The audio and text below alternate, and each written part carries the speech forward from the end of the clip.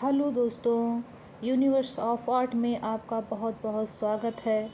चलिए आज मैं लेकर आपके लिए आई हूँ विगत वर्षों में हुए प्रश्नों को जो जून 2011 के हैं, जिसमें कल तक हमने 27 क्वेश्चन को कराया था और बाकी के बचे शेष क्वेश्चन आज कराएंगे।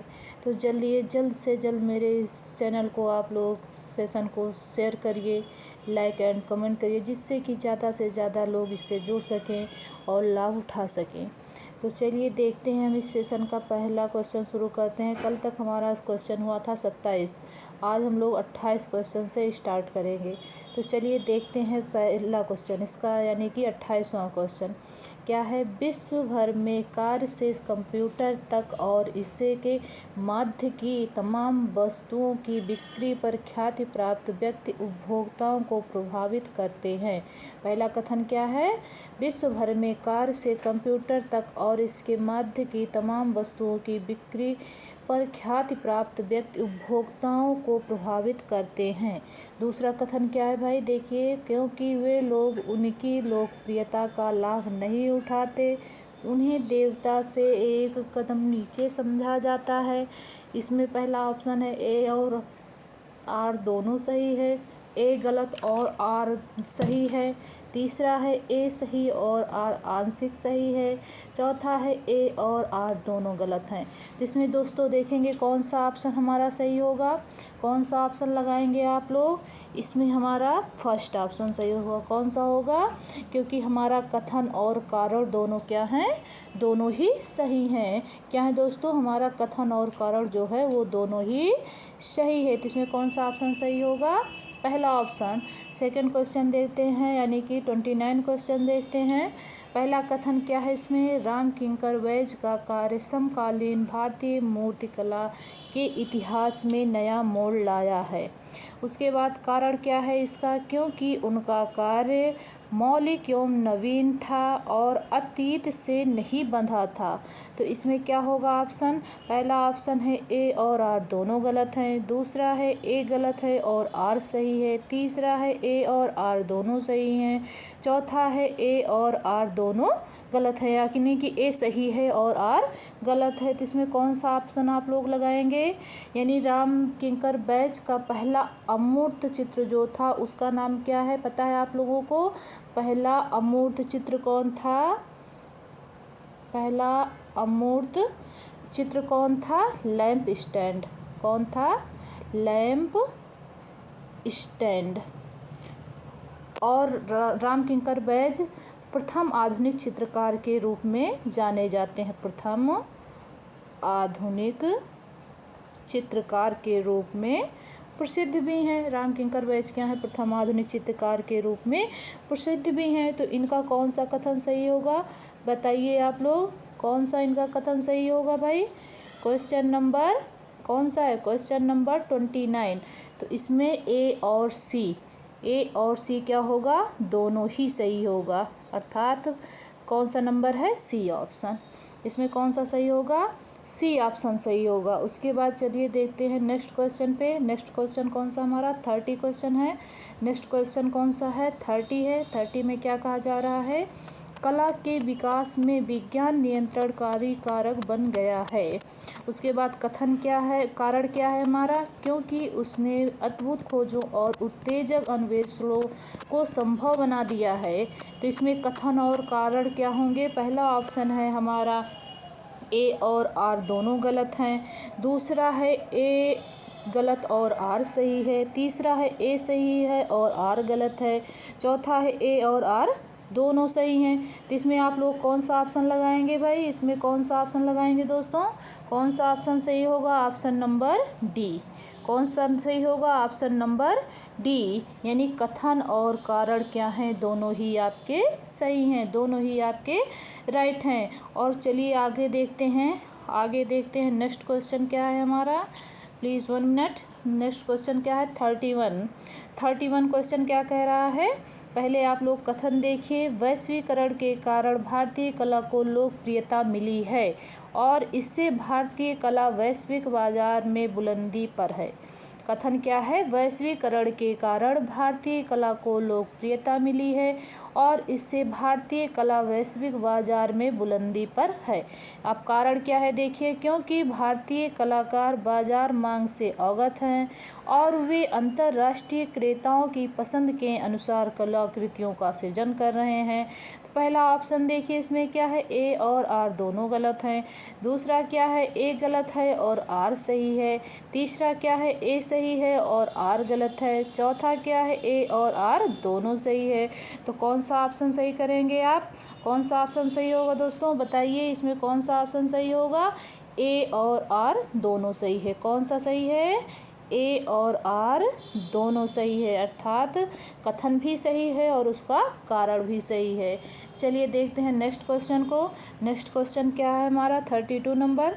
कथन क्या है इसमें? टाइप फेस और फॉन्ट लाखों हैं, लेकिन इस सभी को मोटे तौर पर दो श्रेणियों में रखा जा सकता है, अर्थात सेरिफ टाइप फेस और गैर सेरिफ टाइप फेस। फिर कारण क्या है उसका? क्योंकि टाइपोग्राफी यानी टाइपोग्राफरों और डिजाइनों को इनके अंतर की आवश्यकता कभी नहीं होती है। हालांकि विचारों और दृश्य संवेदनशीलता के यादृच्छिक सम्मेलन की आवश्यकता होती है, लेकिन सभी उपर्युक्त दो पर आधारित होते हैं। तो इसमें पहला ऑप्शन आपका क्या है? ए और आर दोनों गलत हैं। दूसरा है ए गलत है और आर सही है। तीसरा है ए और आर दोनों सही हैं। चौथा क्या है? ए सही और आर गलत है। तो इसमें कौन सा ऑप्शन सही होगा? बताइए आप लोग, कौन सा ऑप्शन सही होगा भाई? कौन सा ऑप्शन सही होगा दोस्तों? इसमें सही होगा क्वेश्चन नंबर 32 का डी ऑप्शन। कौन ऑप्शन? डी ऑप्शन सही होगा। कहने का मतलब इसका कारण जो है वो सही है और कथन सही है और कारण क्या है? गलत है। क्योंकि इसमें देखिए कहा जा रहा है टाइप फेस लाखों और फॉन्ट जो होते हैं वो लाखों होते हैं, यानी कि इसमें सेरिफ टाइप फेस और sans serif type face. Serif type face में आपके क्या क्या आते हैं? 1 मिनट देखिए। सेरिफ टाइप फेस में आपके क्या क्या आते हैं? सेरिफ में आपका एक डी डॉट आता है। क्या आता है? डी डॉट आता है। डी डॉट आता है। उसके बाद है आपका जॉर्जिया आता है। जॉर्जिया भी आता है इसमें। उसके बाद क्या है? क्लेरेडॉन आता है। क्लेरेडॉन आता है। क्लेरेडॉन भी है। उसके बाद है फ्लाटीना है, कैसलिन है, ग्रामोंड है, ड्यून्स्टाइमिन है। उसके बाद आधुनिक सेरिफ टाइप फेस में आप देखिए बोदोनी है, सेंचुरी है। लेकिन वहीं sans सेरिफ में देखते हैं, sans सेरिफ के अंतर्गत कौन सा आता है? sans सेरिफ के अंतर्गत कौन आता है देखते हैं दोस्तों। sans सेरिफ टाइप फॉन्ट कैसा होता है? sans सेरिफ में क्या होता है? sans serif type face. sans serif type face इसमें कौन कौन से हैं आपके? जैसे हेलेवेटिका हो गया। क्या हो गया? हेलेवेटिका हो गया। उसके बाद और दूसरा कौन सा है? वास्करविले हो गया। वास्करविले हो गया। वास्करविले हो गया, यूनिवर्स हो गया, फ्यूचरा हो गया। ये सब जो है टाइप फेस वो sans सेरिफ के अंतर्गत आते हैं। यानी कि सेरिफ और sans सेरिफ आप लोग जानते हैं कैसे लिखा जाता है। जैसे हमने ए लिखा तो यहाँ पे क्या है? ये जो ए लिखा हुआ है ये क्या है भाई? क्या है दोस्तों? कौन सा वो है? एक ये है और एक ये है। इसमें अगर हम ऐसे लगा देते हैं तो ये क्या कहा जाएगा? Serif type face. क्या कहा जाएगा? Serif type face. और वहीं साधारणतः हम ऐसे ए लिखते हैं तो इसे क्या कहा जाता है? sans serif type face. अर्थात इसमें क्या लगा दिया गया है? सेरिफ लगा दिया गया है। सेरिफ लगा दिया गया है और ये विदाउट सेरिफ है तो इसे sans सेरिफ कहते हैं और इसे क्या कहते हैं? सेरिफ टाइप कहते हैं। तो हमने क्या बताया? सेरिफ में कौन कौन से आते हैं आपके? डी डॉट हैं, जॉर्जिया है, क्लेरेडॉन है, फ्लाटीना है, कैसलिन है, ग्रामोंड है और आधुनिक टाइपफेस में क्या है, आधुनिक सेरिफ टाइपफेस में बोधुनी है, सेंचुरी है। उसके बाद sans सेरिफ में क्या क्या है, हेलेवेटिका है, वास्करविले है, यूनिवर्स है, फ्यूचुरा है। ये सारे आपके टाइपफेस हैं अर्थात टाइप फॉन्ट हैं। चलिए देखते हैं नेक्स्ट क्वेश्चन। नेक्स्ट क्वेश्चन कौन सा है, 33। इसमें कथन क्या है, यथार्थवाद के यूरोपीय चित्र दर्शाते हैं कि चरण के सभी चित्रकार समाजवादी विचारधारा से अत्यधिक प्रभावित थे। उसके बाद कारण क्या है, क्योंकि कलाकारों ने उभरते आधुनिक युग के समाज में व्याप्त असमानता और आंतरिक संघर्ष को अनुभव किया है। इसमें कौन सा आपका सही होगा भाई, कौन सा दोस्तों सही होगा? इसमें देखिए कौन सा ऑप्शन है। ऑप्शन पहला एक है, ए और आर दोनों गलत हैं, ए गलत है और आर सही है। सी है, ए और आर दोनों सही है। डी है, ए सही है और आर गलत है। तो इसमें कौन सा सही होगा, कौन सा सही होगा? Option number 3। कौन सा सही होगा? ऑप्शन नंबर 3 यानी कि ऑप्शन नंबर सी। इसमें कथन और कारण क्या हैं, दोनों ही सही हैं। कथन और कारण क्या हैं, दोनों ही सही माने जाते हैं। यथार्थवाद के प्रणेता कौन है भाई, कौन है दोस्तों? कुर्बे महोदय। और कुर्बे महोदय जो हैं उनकी एक प्रसिद्ध कृति है पत्थर तोड़ने वाले, यानी कि इस यथार्थवाद का प्रणेता चित्र कौन सा है, वो है पत्थर तोड़ने वाले, जो कि है कुर्बे महोदय का। उसके बाद देखिए नेक्स्ट क्वेश्चन कौन सा है हमारा, नेक्स्ट क्वेश्चन है 34। नेक्स्ट क्वेश्चन कौन सा है, 34। इसमें कथन क्या है, सिगमंड फ्रॉयड का मत था कि काम अर्थात काम लिप्सा या मन शक्ति ही कलात्मक सृजनात्मकता का मूल कारण है। उसके बाद कारण देखिए क्या है इसका, क्योंकि वे मनोविशेषज्ञ थे और उन्होंने यह खोज की थी कि समस्त मानवीय व्यवहार के पीछे प्रेरणात्मक शक्ति काम करती है। इसमें कौन सा सही होगा? पहला ऑप्शन है आपका ए और आर दोनों गलत हैं। पहला ऑप्शन क्या है, ए और आर दोनों गलत हैं। दूसरा है ए गलत है और आर सही है। तीसरा है ए सही है और आर आंशिक सत्य है।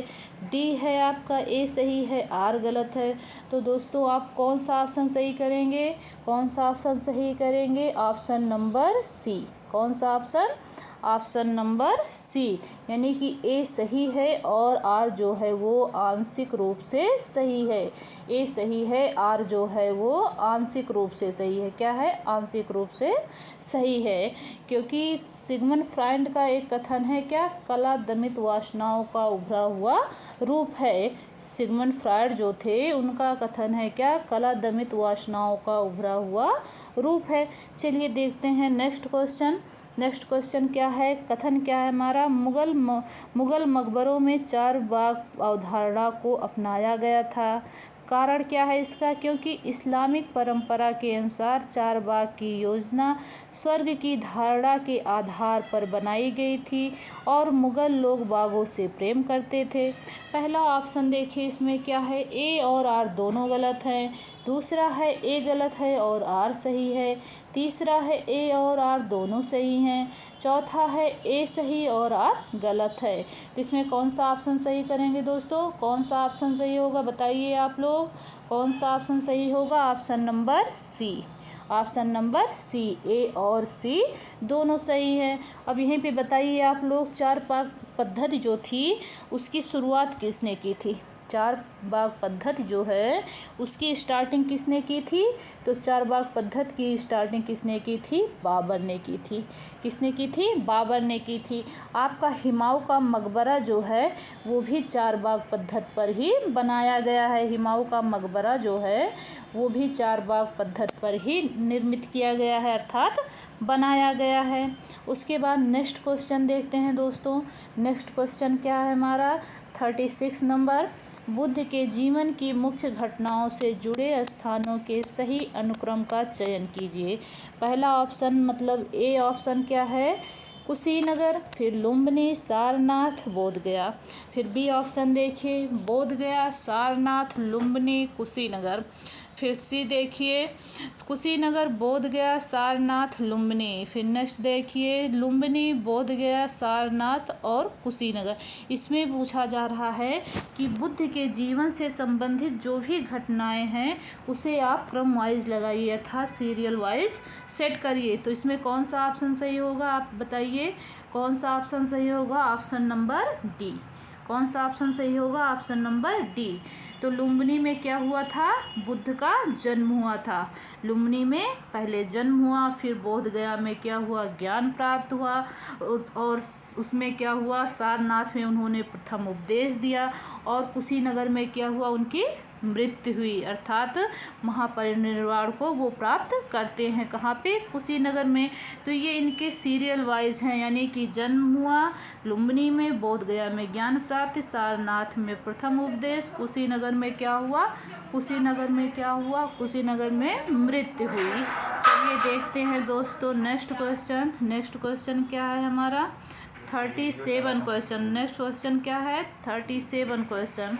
37 क्वेश्चन क्या कहता है, स्मारकों का दिशा अनुसार उत्तर से दक्षिण सही अनुक्रम बताइए। स्मारकों का दिशा अनुसार उत्तर से दक्षिण सही अनुक्रम बताइए। पहला ऑप्शन कौन सा है आपका, सारनाथ, महाबलीपुरम, संघोल, मारतंड, सूर्य मंदिर। बी क्या है, मारतंड, सूर्य मंदिर, संघोल, सारनाथ, महाबलीपुरम। सी ऑप्शन क्या है, संघोल, मारतंड, सूर्य मंदिर, सारनाथ, महाबलीपुरम। डी ऑप्शन क्या है, महाबलीपुरम, संघोल, सारनाथ, संघोल, मारतंड और मारतंड सूर्य मंदिर। तो इसमें कौन सा ऑप्शन सही करेंगे आप लोग, कौन सा। पहले तो आप लोग देख लीजिए उत्तर से दक्षिण और पूरब से पश्चिम का क्रम क्या है, यानी कि ये उत्तर, ये दक्षिण, ये पूरब, ये पश्चिम। क्या हो गया, सॉरी, ये क्या है, ये आपका पूरब हो गया, ये आपका पूरब हो गया। ये क्या हुआ, ये आपका क्या हुआ भाई, ये आपका पूरब हो गया, ये पश्चिम हो गया। तो इसमें देखिए इन्होंने पूछा है उत्तर से दक्षिण का अनुक्रम लगाइए। तो उत्तर से दक्षिण हमारा कश्मीर कहाँ पे है, सबसे ऊपर कहाँ पे है भाई, ये सबसे ऊपर क्या है दोस्तों, कश्मीर है। कश्मीर, और कश्मीर में कौन सा मंदिर स्थित है, आप लोग बताएंगे, मारतंड का सूर्य मंदिर, मारतंड का सूर्य मंदिर। उसके बाद संघोल आ जाता है यहीं पे। उसके बाद हमारा पंजाब स्थित है, क्या स्थित है, पंजाब स्थित है। तो पंजाब का संघोल मंदिर आ जाता है। उसके बाद क्या स्मारक आ जाता है, उसके बाद सारनाथ। सारनाथ कहाँ पे है, उत्तर प्रदेश में है। फिर उत्तर मध्य में उत्तर प्रदेश आता है, जहाँ पे हमारा सारनाथ स्थित है। फिर सबसे नीचे तमिलनाडु है, तमिलनाडु में क्या है, महाबलीपुरम का मंदिर है। तो हमारा सीरियल कौन सा सही होगा, ऑप्शन नंबर बी। कौन सा सीरियल सही होगा, ऑप्शन नंबर बी। तो आप लोग क्या टिक करेंगे, ऑप्शन नंबर बी। कौन सा सही है दोस्तों, ऑप्शन नंबर बी। इसमें कौन सा टिक करेंगे, ऑप्शन नंबर बी। चलिए देखते हैं नेक्स्ट क्वेश्चन, 38 क्वेश्चन को। भारतीय मूर्तिकला की शैली का सही कालानुक्रमिक अनुक्रम बताइए। यानी भारतीय मूर्तिकला की शैली का सही कालानुक्रमिक अनुक्रम बताइए। पहला ऑप्शन क्या है, पाल, चंदेला, कुषाण, गुप्त। दूसरा क्या है, बी, चंदेला, कुषाण, गुप्त, पाल। फिर सी क्या है, कुषाण, गुप्त, पाल, चंदेला। डी क्या है, गुप्त, पाल, कुषाण, चंदेला। तो इसमें कौन सा ऑप्शन सही करेंगे, पहले किस वंश का शासन हुआ, उसके बाद फिर किसका हुआ, उसके बाद किसका हुआ। इसमें यही सीरियल यानी उनका क्रम पूछा जा रहा है कि आप उसे अनुक्रम से लगाइए। तो पहले किस वंश का शासन हुआ, इसमें कौन सा आप सही करेंगे, सी ऑप्शन। कौन सा सही करेंगे, सी ऑप्शन। यानी कि पहले कुषाण वंश आया, फिर उसके उपरांत गुप्त वंश आया, फिर पाल वंश आया, फिर चंदेल वंश आया। चंदेल वंश जो है वो मध्यकाल के अंतर्गत आता है। उसके बाद देखिए आपका नेक्स्ट क्वेश्चन कौन सा है, नेक्स्ट क्वेश्चन कौन सा है आपका 39। नेक्स्ट क्वेश्चन कौन सा है, 39। इसमें क्या पूछा जा रहा है, सही कालानुक्रमिक अनुक्रम बताइए। पहला ऑप्शन है Michelangelo, Leonardo da Vinci, Ghiberti, Verrocchio. फिर सेकंड है Leonardo da Vinci, Michelangelo, Verrocchio, घिवर्ती।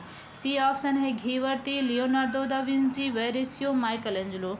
D option है Ghiberti, Verrocchio, Leonardo da Vinci, Michelangelo.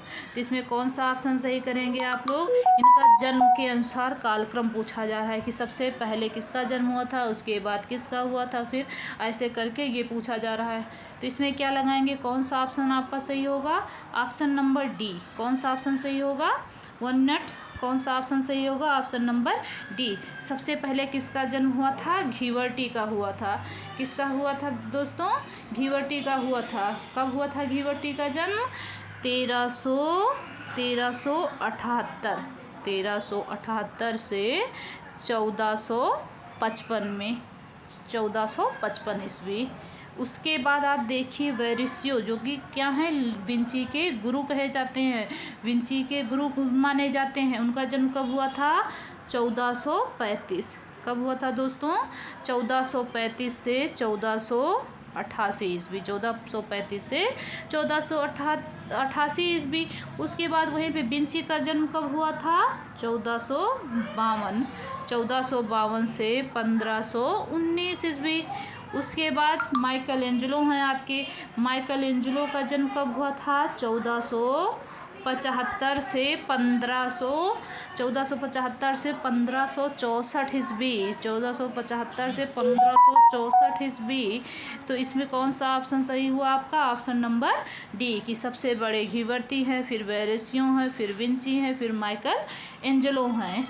तो चलिए देखते हैं नेक्स्ट क्वेश्चन हमारा कौन सा है। नेक्स्ट क्वेश्चन कौन सा है? 40 नंबर यानी 40 नंबर कौन सा है? चलिए आगे बढ़ते हैं 40 नंबर पे। 40 नंबर में हमारा कौन सा क्वेश्चन सही होगा? 1 मिनट। 40 नंबर। 40 नंबर में क्या कहता है? सही कालानुक्रमिक अनुक्रम बताइए। सही कालानुक्रमिक अनुक्रम बताइए। पहला ऑप्शन है आपका soldiers leaders leading a horse, Sarnath lion capital, Yakshi with parrot, Didarganj Yakshi. B option Sarnath lion capital, soldiers leading a horse, Yakshi with a parrot, Didarganj Yakshi. फिर है सी क्या है? सारनाथ लाइन कैपिटल, दीदारगंज यच्छी, फिर Yakshi with a parrot, soldiers leading a horse. फिर D option क्या है? दीदारगंज यच्छी है, Sarnath line है कैपिटल है, फिर यक्षिणी विदे पैराट है, सोल्जर्स लीडिंग ए हॉर्स है। तो इसमें कौन सा ऑप्शन आप लोग सही करेंगे? इसमें भी क्रम पूछा जा रहा है कि सीरियल से आप उनका कालानुक्रम सुनिश्चित करिए। तो इसमें कौन सा ऑप्शन सही होगा? Option number C. कौन सा दोस्तों सही करेंगे? Option number C. सबसे पहले क्या आया? मौर्यकाल। मौर्यकाल में किसकी स्थापना हुई? सारनाथ कैपिटल की। उसके बाद दीदारगंज यच्छी है, फिर यच्छी विदे पैराट है, फिर सोल्जर्स लीडिंग ए हॉर्स है। फिर नेक्स्ट क्वेश्चन देखते हैं दोस्तों। नेक्स्ट क्वेश्चन क्या है? 41। 41 में क्या पूछा जा रहा है? शैलियों का सही कालानुक्रमिक अनुक्रम बताइए। पहला ऑप्शन है कांगड़ा शैली, फिर है पाल शैली, फिर है जैन शैली, फिर है अजंता शैली। बी ऑप्शन देखिए, पाल शैली, जैन शैली, अजंता शैली, कांगड़ा शैली। सी है अजंता शैली, पाल शैली, जैन शैली, कांगड़ा शैली। फिर है पाल शैली, डी जैन शैली, कांगड़ा शैली और अजंता शैली। तो इसमें कौन सा ऑप्शन सही होगा? कौन सा दोस्तों सही करेंगे आप लोग? पहले कौन सा वो आता है? तो पहला आता है सी ऑप्शन। इसमें कौन सा ऑप्शन सही करेंगे? सी। पहले अजंता गुफा आती है, उसके बाद फिर पाल वंश आता है, फिर जैन वंश आता है यानी जैन अभ्रंश शैली आती है यानी अजंता शैली, फिर पाल शैली, फिर जैन शैली, फिर कांगड़ा अर्थात पहाड़ी के अंतर्गत आपकी कांगड़ा शैली आती है। उसके बाद नेक्स्ट क्वेश्चन देखिए 42 नंबर। उसमें क्या पूछा जा रहा है? मीडिया के उद्विकास का सही कालानुक्रम बताइए। ए ऑप्शन है बिलबोर्ड या पोस्टर अर्थात वाह समाचार पत्र व पत्रिका, सीधे डाक प्रेषण इलेक्ट्रॉनिक मीडिया। बी है बिलबोर्ड व पोस्टर समाचार पत्र व पत्रिका, फिर सीधे डाक प्रेषण इलेक्ट्रॉनिक मीडिया। सी है सीधे डाक प्रेषण समाचार पत्र व पत्रिका, electronic media, bill poster board व पोस्टर। फिर डी है समाचार पत्र व पत्रिका, इलेक्ट्रॉनिक मीडिया, सीधे डाक प्रेषण, बिल बोर्ड व पोस्टर। तो इसमें कौन सा ऑप्शन सही करेंगे? इसमें पूछा जा रहा है, इसमें भी कालक्रम पूछा जा रहा है कि पहले क्या क्या आया था।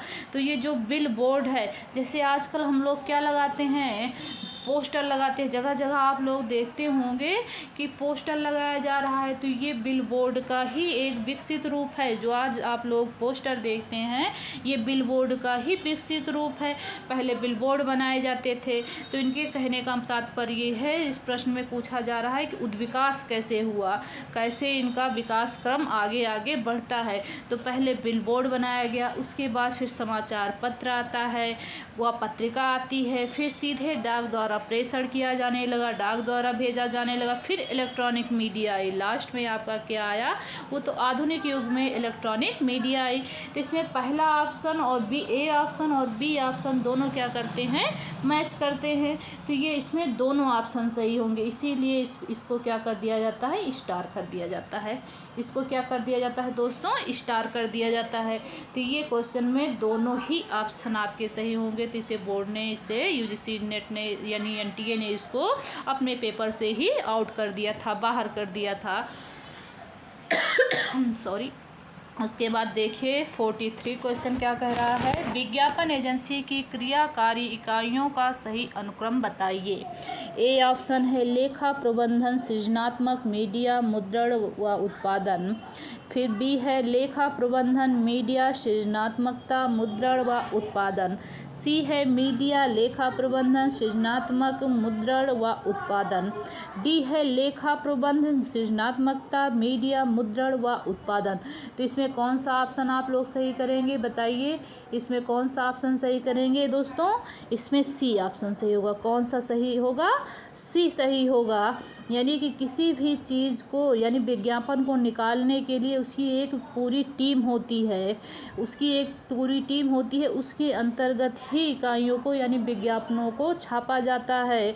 तो उसमें मीडिया पहले आती है, फिर लेखा प्रबंधन होता है, सृजनात्मकता होती है, तब उसका मुद्रण होता है, वह उत्पादन होता है, तब उसका मुद्रण किया जाता है, उसकी टाइपोग्राफी की जाती है, पहले सारी मैनेजमेंट कर लिए जाते हैं, तत्पश्चात फिर उसका उत्पादन किया जाता है, उसको टाइपोग्राफी द्वारा यानी मुद्रण द्वारा उसका उत्पादन किया जाता है। फिर नेक्स्ट क्वेश्चन देखिए 44 है, भारतीय ग्रंथों का सही कालानुक्रमिक अनुक्रम बताइए। पहला है कामसूत्र, विष्णु धर्मोत्तर पुराण, कादम्बरी, जयमंगला। बी है विष्णु धर्मोत्तर पुराण, उसके बाद है कामसूत्र, जयमंगला, कादम्बरी। सी है कादम्बरी, जयमंगला, कामसूत्र, विष्णु धर्मोत्तर पुराण। डी है जयमंगला, कामसूत्र, विष्णु धर्मोत्तर पुराण, कादम्बरी। तो इसमें कौन सा ऑप्शन सही करेंगे? सबसे पहले कौन सा ऑप्शन सही होगा दोस्तों? A option. कौन सा सही होगा? ए ऑप्शन, क्योंकि कामसूत्र आपका कब था? 300 शताब्दी में था, 300 ईसा पूर्व में था। कामसूत्र कब था?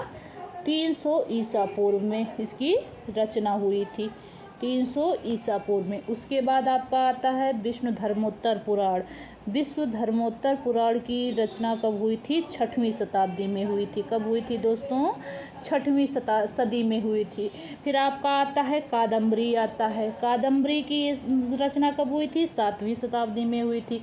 और जयमंगला, जिसके रचनाकार कौन है, जिसके टीकाकार कौन है? यशोधर है, पंडित यशोधर। और आप लोग कमेंट बॉक्स में छापेंगे पंडित यशोधर जो थे वो किसके दरबार में रहते थे? किसके दरबार में रहते थे पता है आप लोगों को? लक्ष्मण सेन के दरबार में रहते थे, जिन्होंने उसकी टीका लिखी थी। और टीका में क्या लिखा था उन्होंने? जयमंगला नाम की एक टीका लिखी थी। और वो किस सदी में लिखी थी? तो 11वीं सदी में लिखी थी। कौन सी सदी में? 11वीं सदी में लिखी गई थी। चलिए हम बढ़ते हैं आगे नेक्स्ट क्वेश्चन पे। नेक्स्ट क्वेश्चन कौन सा है हमारा? 45।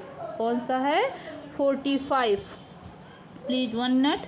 45 क्वेश्चन में क्या पूछा जा रहा है? गुप्त काल की मंदिर वास्तुकला का सही कालानुक्रम या अनुक्रम बताइए। तो इसमें भी पहला ऑप्शन है भूमरा, देवगढ़, सांची, बोधगया। बी है देवगढ़, बोधगया, सांची, भूमरा। सी है सांची, भूमरा, देवगढ़, बोधगया। डी है बोधगया, भूमरा, देवगढ़, सांची। तो इसमें कौन सा ऑप्शन आप लोग लगाएंगे? कौन सा ऑप्शन सही होगा? इसमें ऑप्शन नंबर बी सही होगा। कौन सा सही होगा?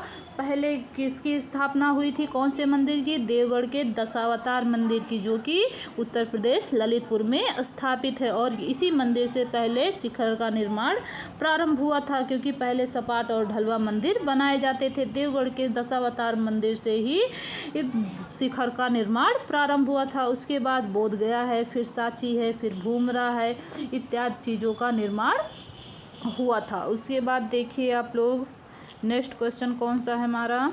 नेक्स्ट क्वेश्चन है 46। नेक्स्ट क्वेश्चन है 46। इसमें क्या पूछा जा रहा है? निम्नलिखित कलाकारों को उनके सृजनात्मक व्यवहार प्रासंगिक माध्यमों के साथ सुमेलित कीजिए।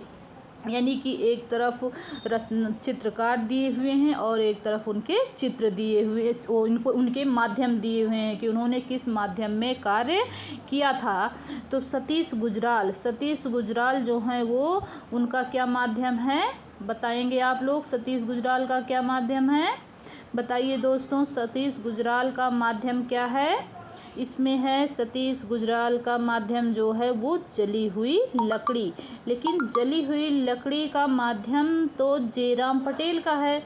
इस क्वेश्चन में कुछ डाउट है दोस्तों। तो बालन नाम्बियार आपके जो हैं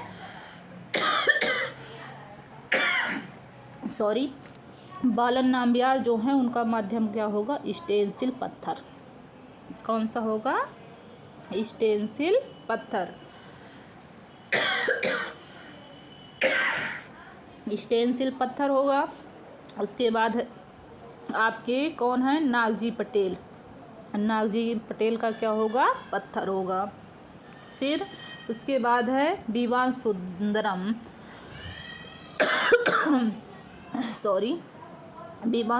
है। विवान सुंदरम का माध्यम क्या होगा? मिश्रित माध्यम। और सतीश गुजराल का जली हुई लकड़ियाँ। तो इसमें कौन सा ऑप्शन सही करेंगे आप लोग? कौन सा सही करेंगे? Option number A. ये मुझे कुछ डाउटफुल लग रहा है, इसको मैं चेक करके आप लोगों को बताती हूँ। ये मुझे कुछ डाउटफुल लग रहा है क्वेश्चन। सतीश गुजराल का माध्यम, बाकी तो सब सही हैं। उसके बाद चलिए देखते हैं नेक्स्ट क्वेश्चन क्या है। नेक्स्ट क्वेश्चन है 47 नंबर। नेक्स्ट क्वेश्चन कौन सा है? 47। निम्नांकित ग्रंथों को लेखकों के साथ सुमेलित कीजिए। पहला है नग्नजीत, दूसरा है नग्नजीत हैं, फिर जयदेव हैं, फिर वत्स्यायन हैं, फिर बराहमीर हैं। फिर उसके बाद उनके ग्रंथ जो हैं वो कामसूत्र है, बृहद संहिता है, गीत गोविंद है, चित्र सूत्र है। तो इसमें कौन कौन सा ऑप्शन सही करेंगे आप लोग बताइए? कमेंट आप लोग बताइए कौन सा ऑप्शन सही होगा इसमें। इसकी मैचिंग करिए आप लोग, कौन सा सही होगा? नग्नजीत का क्या होगा? चित्र सूत्र होगा। क्या होगा दोस्तों? चित्र सूत्र होगा। जयदेव की क्या है? गीत गोविंद है। वात्स्यायन का क्या है? कामसूत्र है। वराहमिहिर क्या है? बृहद संहिता है। तो इसमें देखिए दोस्तों, पहले ऑप्शन का 4 यानी कि सी ऑप्शन सही होगा। कौन सा ऑप्शन सही होगा? सी ऑप्शन सही होगा। वहीं पे चलिए अगले क्वेश्चन को देखते हैं। 48 नंबर। निम्नांकित विज्ञापन एजेंसियों को उनके विज्ञापन अभियानों के साथ सुमेलित कीजिए। पहला है JWT है, बी है ओगलवी व मैथर है, सी है मैकेन एरिक्सन है, डी है FCV उल्का है। उसके बाद उनके विज्ञापन जो है वो हच वोडाफोन, सेकंड है नेकिया व यूनिक्लीवर है, थर्ड है वर्लपूल है, फोर्थ है मास्टर कार्ड है। फोर्थ क्या है? मास्टर कार्ड है। तो इसमें कौन सा ऑप्शन सही करेंगे आप लोग? इसकी मैचिंग करिए दोस्तों, क्या होगा इसका सही ऑप्शन? इसको किससे मैच करेंगे? JWT जो है वो किसके कौन सी विज्ञापन एजेंसी के वो हैं? JWT आपका किससे मैच किया जाएगा? बी से, नोकिया व यूनिक्लीवर से। ओगलवी और मैथर क्या हैं? हच वोडाफोन के हैं। ओगलवी और मैथर क्या हैं? हच वोडाफोन के हैं। मैकेन एरिक्सन क्या हैं? मास्टर कार्ड के हैं। FCV उल्का क्या है? वर्लपूल से संबंधित है।